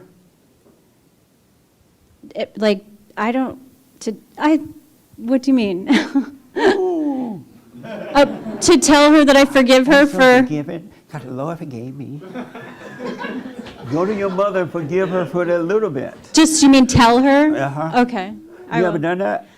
No, because I don't actually, I'm really grateful. I don't fight with my mother very much, but when I was younger, I probably had some, when I was a teenager, yes. And what would you fight with her about then? The little fight y'all had. It was usually my sister trying to gang up with her on me, so. Yes. And have you gone to her and forgiven her for that? Because she made you look like the bad girl and made your sisters look like they were the good girls. Have you forgiven her for that? I have inside. I haven't come to her and said that. So if I need to Did do God that, say I do will. it inside or go and forgive? I guess I need to go to her. I can't hear you. I guess I should go to her Happy and wife forgive. history. Yes. Thank you. But why haven't you gone to her? What would happen if you went to her and said, you know what? I'm sorry for resenting you for making me look like the bad girl and make my sisters look like they're the good ones and they turned on me. I resented you for that. What do you think would happen if you went to her and told her that? I don't think she realizes. So that's why I think I never went to her, because I think she just kind of glosses over that and she doesn't really think about that. So Believe me, she knows exactly what she done. She's just so angry and mean and nasty, she doesn't want you to know that she knows. So that's really why I never went to her. But God said, go and I'm sorry for resenting you, and he will forgive you. Don't ask your mother for forgiveness. You just apologize for resenting her for what she done because she couldn't help it. Her mother did it to her, and so on and so on. And when you forgive her, then God will really make you free. Then you would know what it's like for God to forgive us. But you can't dance around it. You got to face your mother. It's going to be like facing Allahu Abba, and he's going to have a long knife in his hand waiting on you. And you're going to shake in your boots. And Satan's going to tell you, oh, she doesn't remember. She does remember. But even if she doesn't, you remember it. But when you forgive her, you would never remember again. But you got to face her. What do you think about that? I will do that. You will? Yes. You're going to shake in your boots. I don't think so. Maybe. You don't think so? I'll try to be strong. You will be, after you face your mother, you will never be weak again. You will only be weak unto God, but to the world you'll be strong. But and then you'll be free and you'll become yourself. What do you think about that? I love it. Thank you. Am I wrong? Because you could tell me I'm wrong. I don't think so. I'm going to try it, and then I'll know for sure. Are you trembling now thinking about having to face your mama? No. It not make you nervous? No. Are you sweating? I am, because I'm warm. Yeah. But go and forgive her. How about your father? Have you gone to him? Both of my fathers passed. Both of your fathers? Yes. You had two daddies? Well, a stepfather, yes. Oh, I'm about to say, you're gay or something? Mommy had two daddies. No, I'm playing. What did you need to forgive your father for? What did he do? If you don't mind, if you can say it. I actually, my father, my real father, I didn't know him very well. I met him like once, and when he was dying, I went to tell him to kind of thank him actually because I saw what he did with my other siblings, so I was grateful that he kind of stepped back and let me. So I went to actually tell him that because I didn't want him to die thinking, with all of his regrets. Right. But he actually passed the night before I got there. So Amazing. yeah. Well, I'm glad you forgave him. At least you knew you needed to. But you got to face your mother so you can be free. Okay. And don't let Satan talk you out of it. Okay. And she does remember what she's done. She's sucking the life out of everybody. You'll be dead, your mama will still be living. Because she's killing the cat, the flower, she's sucking life out of everything. What are you thinking? You notice how the grass dies when she's around? No. I'm joking. But listen, go and forgive her. Let me know how it goes. And don't apologize and say, oh, Mom, I love you. I love you, but I just need to forgive you, right? You will love her once you forgive her. You don't love her now, because if you loved her, you wouldn't be afraid to be honest with her about herself. That's what love is. Love is non-judgmental, meaning that you're doing it because you try to help her. You want her to be honest, right? And so don't let Satan talk you out of it. Go and face your mother. What are you thinking? Thank you. I will. Okay. All right. Let me talk to your friend. Hi, friend. Hi. Is this your first time here? Yes, it is. Oh, amazing. Well, thank you for coming. You found it on InfoWars as well? No, This young couple told me about it, Angie and Lucas. Oh, okay. Nice. Are you, which do you prefer? Who do you say? Angie and Lucas. Is she here? No, it's the Asian girl and the white guy, the couple. The radical. Oh, nice. Social Dystopia, they have a Yes. YouTube channel. Yeah. We need to go on our knees in prayer. But listen, any question about anything? No, Anything you disagree that I've said so far? no, it's just all truth, so it's very, And have you It's gone very and forgiven your heartening. mother? yes, You went to her? yes, You went to her. yes. You went to your mother. Mm-hmm. And what did you say to her? Well, so many things. I can't like come up with one Did thing. you- I mean, there wasn't a specific incident, but yeah, I mean, I've been challenging my parents since I was 14 years old. They're both passed now, so. Nice.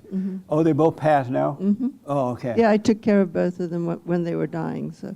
Oh, man, I'm sorry to hear that. That must have been horrible. Isn't that No, amazing? actually, You've taken care of all you hate. It wasn't. I mean, it was probably, yeah, it was just, you know, a great growth period. I mean, it was really hard, but because they both suffered a lot when they died, but Nice. it was. Not nice. I mean, nice, I was but- like happy to. I mean, it just made me grow a lot as a person to be able to do that for them. So do you still have anger? no, You let it go?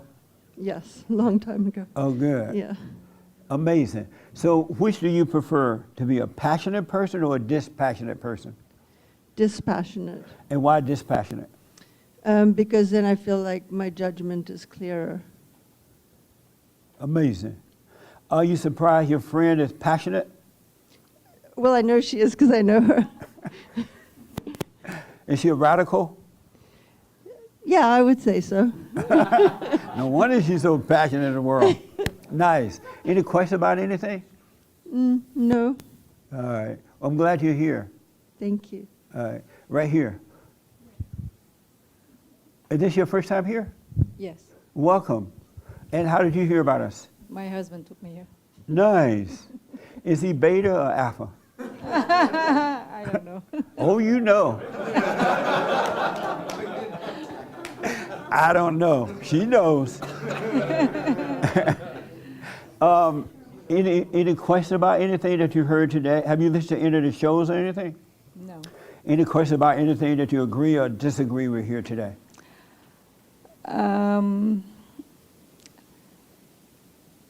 Well, I kind of think you focus a lot on women doing wrong. Like always something about your mom, having Right. a problem with your mom and stuff. But anyway, And you disagree with that? I think there should be 50-50. There's always, kind of like you said, it's not about you being a woman or you being a man. We all share a responsibility in life that, we all make mistakes because we're not perfect. Right. But all these, situations that come up, Right. it mostly have you, resolve your problem with your mom, So it seems like it's a little skewed. I got you. And what does your husband think about that?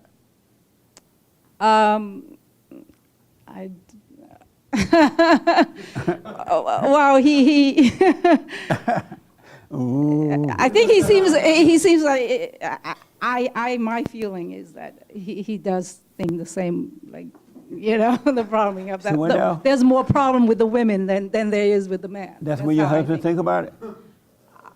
I thought about it, yes, but I mean, But does he think the same thing that coming from the woman? I think that's what he thinks. Right. And thinking that that's what he think, what do you think about what he think? Is he wrong? I think he's wrong because, like I said, we share 50-50 in responsibility in our life. We do all make mistakes, whether we're men or we're women. Right. That we raise our kids thinking, that's the right thing, and we're more passionate about certain things. The mothers are. I think, yeah. Yeah, the mothers are more passionate. Yeah. Right. But I also think that we should not be so passionate about things in life. We have to step back and we have to find balance. Right. That we have to be passionate about certain things, but not passionate, but obsessed. Right. When we get to the obsessed part, we went overboard and we lost balance. Yeah. You have kids? 2. And how old are they? 23 and 25. Have you been too passionate with them while they were growing up? Not really. I'm kind of like my parents, when they raised me, they kind of let me grow like weeds. You mean like not right. controlling, not like, hey, I believe in this. You need to go do this. They're not that type. Nice. So I kind of picked that up from them. So when I raise my kids, I kind of let them do their own things. Like. So you didn't impose your will on them? I'm not imposing my wills on them. That's correct. And so do you stay away from them now? Oh, I still am. Yeah. Do you call every day? No, I don't call. Every other day? No. Do they live down the road from you? My son is with me right now, but he's already talking about moving out again. So How old is he? He's 23. And he moved out and came back? That's right. Wow. Why'd you let him back? Well, I let him back because trying to save some money so that he can go to flight school. Oh, on amazing. rent. Yeah. And so, okay. So what do you think about, is this your first time here? Yes. What do you think about what she said? About 50-50 and all that stuff. Oh, I know all about it, yes. So should it be 50-50? Well, it is a partnership. Is it? Marriage. It's a partnership? It's you could kind of look at it as a partnership, yeah. Are you married to a man? No. We've been married 27 years. It's not a Bruce Jenner situation, right? No. Oh, okay. How is it that it's 50-50 if the woman came from the man? Do you believe the woman came from the man? Yes. And do you believe the man came from God? Yes. So how is it 50-50? I guess I can't say what I know the percentage to be, but it looks like 50-50 to me. What would happen if you switched the role and made it right? God's order. Do you believe in God's order? Yes. Of God, what's this order? God over man, man over woman, woman over children. You believe in that? Yes. And so how is it 50-50 then? Well, 50-50. Does she obey you? In the work that you do in the marriage. She's like, don't even ask that. Yeah. Does she obey you? You're going to ask me next, am I the head of my wife, right? You've been listening to the show, huh? Yes. Does she obey you? Sometimes. Sometimes. She's saying no. He doesn't think so, I guess. He doesn't think so? She doesn't obey you? She does, but she doesn't like it. She obeys, but she comes kicking and screaming about it? Yeah, I can't think of a time when, well, actually, yeah, I can think of a few times. Yeah. You can't think of a time when she obeyed without... No, I can think of a time when she didn't obey me. I was just thinking about that. Oh, I see. Are you nervous now? Yes. What are you nervous about? What's that? Why are you nervous right now? Oh, I didn't expect to be talking here. I didn't raise my hand. But the ride back home. Yeah, Are you driving or she's driving it? Oh yeah, make sure you drive back too. He's such a bad backseat driver, I just don't let him drive. Oh, he's a bad, so you let him drive. I mean, he doesn't like my driving, so I'm just like. I don't blame I him. don't want to fight about it. It ain't good. It ain't good. All right. Are you a passionate who do you prefer to be, passionate or dispassionate? Dispassionate. And why dispassionate? I think God is dispassionate. Yeah. Why do you think that?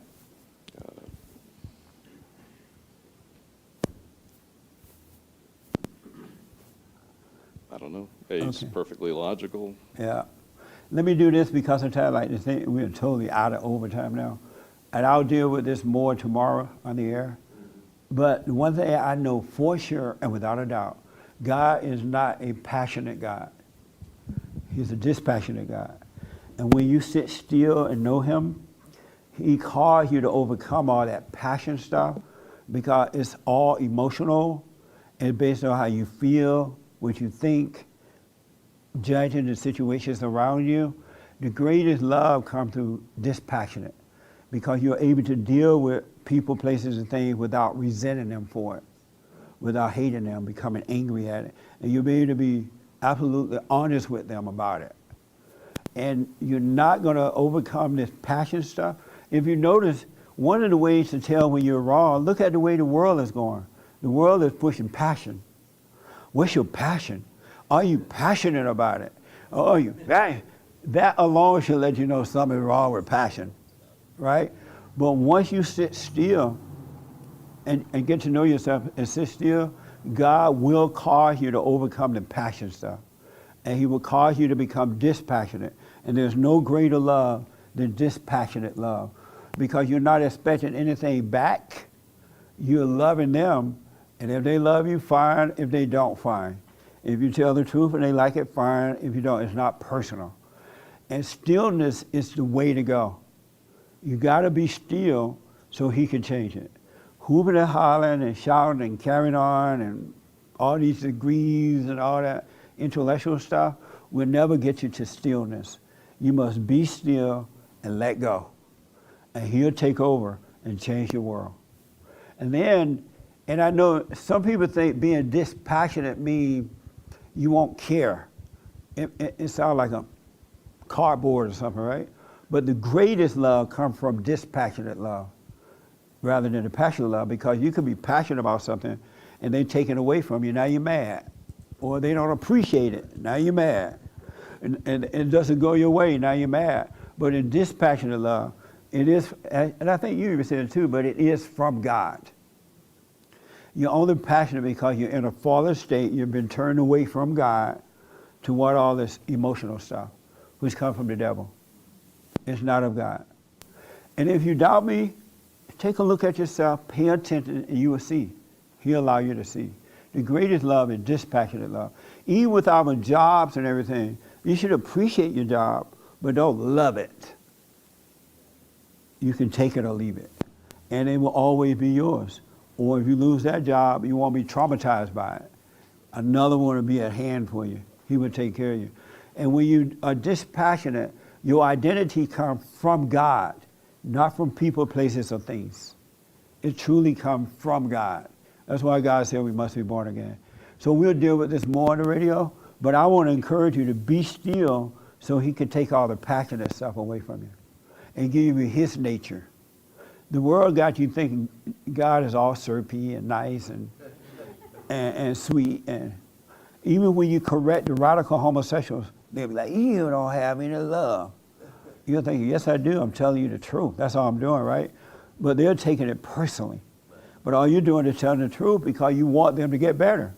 You're not accepting evil, and you're not against them per se. You're just against the thing that's working through them. But it is of God.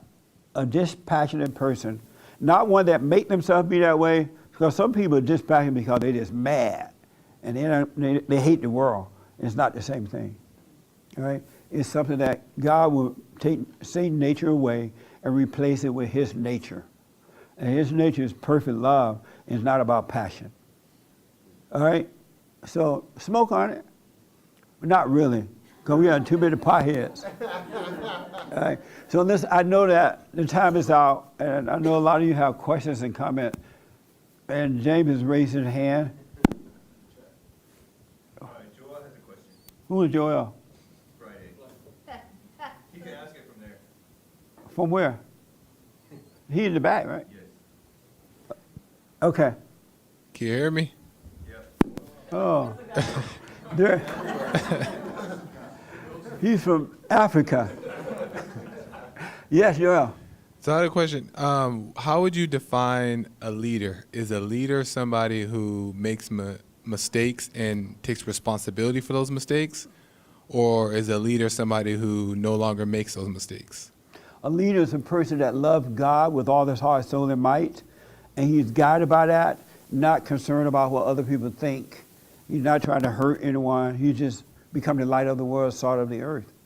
He just live, and those who see it, they follow that because they can see what's right.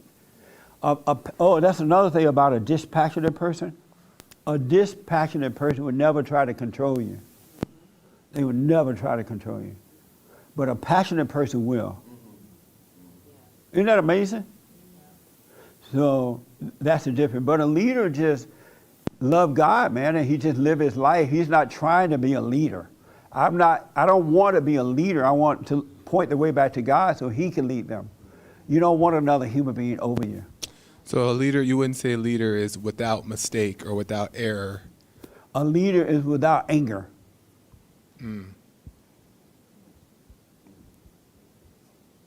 Is he still there? That makes sense. Where are you? Is that clear, Joel? Yeah, that's clear now. All right. So, you know what? We can go on and on and on, but it's over. For now. All right. I'm glad you all came. The new people, thank you all for coming. And quick announcement, don't forget to donate to the nonprofit. We've been rebuilding the family by rebuilding the man for 31 years. Bringing back God's order of God in Christ, Christ in man, man over woman, and woman over children. That way work, nothing else gonna work. And the men, we're having our conference August 14th in Orlando, Florida for men only. The following morning, which is the 15th of August, we will be having church down in Florida. So it'll be for everybody, men, women, and children. So go to rebuildingtheman.com and get your tickets. The time is near. Tickets are selling fast. Go to rebuildingtheman.com. We are having the women's forum this Thursday night. The third Thursday night for ladies only. First Thursday night for men only at 7 p.m. Anything else, Ernest? And yeah, we do counseling. We have the best counseling service anywhere on earth. And we do it by way of Skype, phone, or walk-in. You can come in, make an appointment and come in. So we counsel with men and women around the world. I want you to know, folks, it's a spiritual battle happening. And all these words that these people are making up, critical race thinking, theory and racism and sexism and slavery, all lies. And they are rewritten history now, so you don't even know what the real deal is about slavery. They got slavery looking so bad now, even Jesus was wrong about slavery. And he was okay with slavery, in a way. He like, master, treat your slaves well, slaves treat your master well. And then they would be fine. But now they got slavery so bad, you think that all black people are hanging up in trees somewhere. Up and down Alabama and Ohio. They are rewritten history to keep you angry, to divide and conquer, for personal gain. That's all it is. It has nothing to do with that, all right? So thank you all for tuning in. Don't forget the show tomorrow at 6 a.m. from 6 to 9. And then the hate report from 9 to 11. Hate lost a lot of weight. I wonder why. No, I'm playing. So thank you all so much, and thank you all for coming. I appreciate it. Thank you. So let me do this.